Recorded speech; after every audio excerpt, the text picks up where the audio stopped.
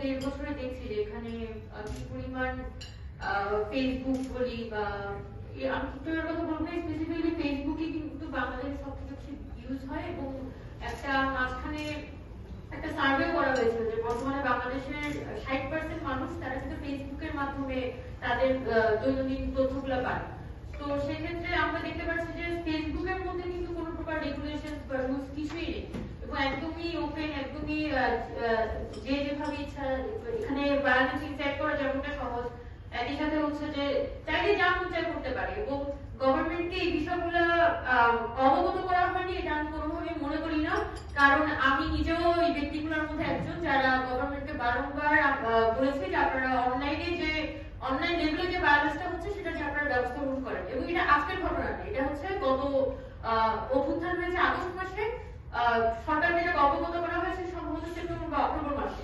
সেখান থেকে আজকে এসে আমরা দেখতে পাচ্ছি যে সেই ঘটনা রিপিটেশন হচ্ছে এবং আরো বড় ধরনের ভায়োলেন্স ইনসাইট করছে।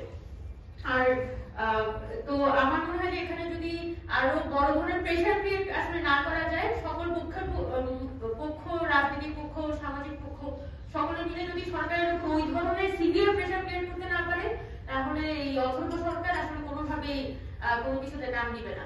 আর আরেকটা কথা, মানে আমি অনেকের কাছে শুনছিলাম, কিন্তু আমি নিজে সোশ্যাল মিডিয়াতে নাই, আজকে প্রায় 1 মাসের উপরে আমি সোশ্যাল মিডিয়াতে নেই, অনেকের কাছে শুনছি যে স্বরাষ্ট্র উপদেষ্টার পদত্যাগ বা অন্য উপদেষ্টার পদত্যাগ। আচ্ছা, এখন আগামী ফেব্রুয়ারি 12 তারিখে নির্বাচনের ডেট ফিক্স করা হয়েছে। আমি একটা অভিজ্ঞতা বলতে পারি, যেহেতু আমি বৈষম্যবিরোধী ছাত্র আন্দোলনের মুখপাত্র পদে ছিলাম গত অক্টোবর মাস থেকে। ওই সময় আমাদের একটা অভিজ্ঞতা ছিল, স্বরাষ্ট্র উপদেষ্টা উনি ফাংশন করতে পারছিলেন না। উনি যখন থেকেই ওনাকে অ্যাপয়েন্ট করা হয়েছিলেন তখন থেকে উনি কিন্তু একদমই ডিসফাংশনাল ছিলেন। এবং অক্টোবর মাসের দিকে তখন নতুন ধরনের একটা নিয়োগ হলো এবং স্বাস্থ্য উপদেষ্টার একজন প্রতিমন্ত্রী খসরু স্যার এবং স্বরাষ্ট্র উপদেষ্টার একজন সেক্রেটারি খোদাগঞ্জ স্যারকে হচ্ছে নিয়োগ দেওয়া হলো, বিকজ ওই দুইজন উপদেষ্টা ওনারা ফাংশন করতে পারছেন না। তখনও কিন্তু আমরা বলেছিলাম যে আপনি ফাংশন করতে না পারলে বাদ দিয়ে নতুন কাউকে নিয়োগ দেন।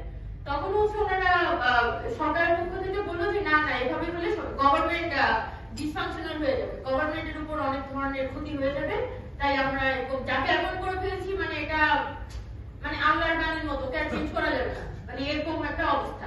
সো এরপর মার্চ মাসে যখন প্রথম এখানে ধর্ষণের ঘটনা বা নারীদের উপরে যে ভায়োলেন্সের ঘটনা বেড়ে গেল, তখনও আমরা আমাদের পক্ষ থেকে কথাটা বারবার আসছিল যে আপনারা স্বরাষ্ট্র উপদেষ্টা যিনি, তাকে হয় আপনারা এখানে কন্ট্রোলে আনেন, না হলে তাকে আপনারা বাদ দিয়ে দেন। এটা হচ্ছে মার্চ মাসের ঘটনা। তো ততবার কিন্তু আমরা দেখেছি যে বিশেষ করে আমরা কিছু স্পেসিফিক পলিটিক্যাল অর্গানাইজেশনের পক্ষ থেকে এখানে বাধাপ্রাপ্ত হয়েছিলাম এবং তাদের কথা হচ্ছে যে স্বরাষ্ট্র উপদেষ্টা একটা অথর্ব হলে যাদের জন্য সুবিধা হয়, যাদের ফাংশন করতে সুবিধা হয়, তারা কিন্তু এখানে প্রত্যেকটা জায়গায় বেটো দিয়ে গেছে।